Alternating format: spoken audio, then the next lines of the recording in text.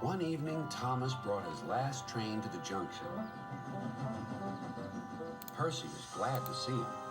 Are you on your way to the big station, Thomas? Yes, I am. Why? Because I'm going there too. I think something's up. Toby looked up at the sky. Where? Not up there. Down here, laughed Thomas. How can something be up when it's down? Thomas was too excited to explain. Bust my buffers. Look over there. Mavis, Boko, Bill, Ben, Donald, Oliver, and Douglas paraded past. Good evening, you three, whistled Donald. Aren't we all a fine sight? Very splendid indeed, admired Toby. Sorry we can't stop. Sir Topham Hatt wants us all together at the station. What is this about? Asked Thomas. Sir Topham Hatt has a plan, answered his driver. Come on. So they followed the other engines to the big station at the end of the line.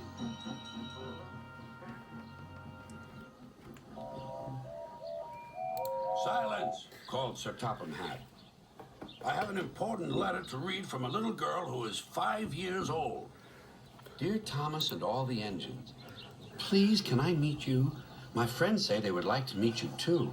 You could come to my house for tea, but my mommy says there aren't any railway tracks to my house. Can you come to the station instead? Thank you very much. It seems, continued Sir Topham Hatt, that there are many girls and boys who would like to meet you. Therefore, we are all going to the big city far away. Hooray! Hooray! The engines whistled. Silence! Other engines will be working here while you are away, so please show them what to do. As Annie and Clarabelle were going to the big city too, Thomas and Oliver practiced with some other coaches.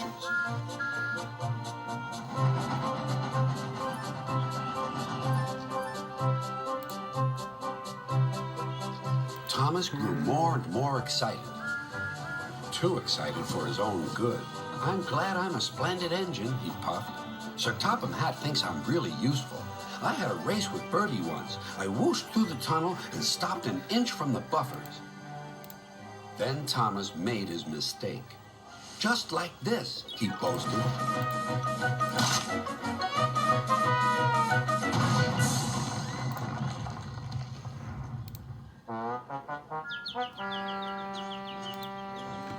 No one was hurt, but Thomas's front was badly bent.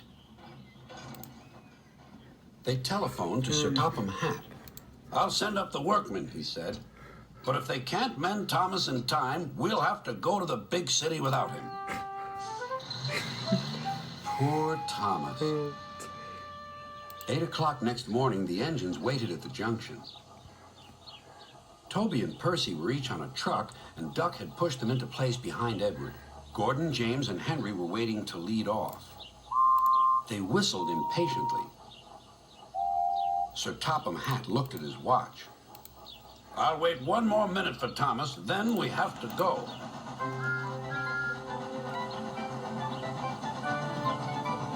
Oh, thank goodness you're still here, panted Thomas.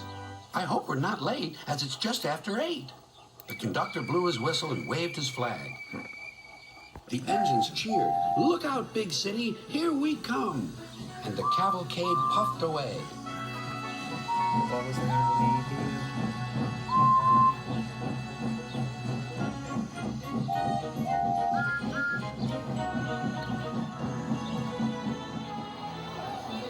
Later in the big city, all the engines were lined up in a splendid shed. The children were delighted to meet their friends. I'm glad the little girl wrote to us, whispered Thomas to Percy. Isn't it wonderful what happiness a letter can bring?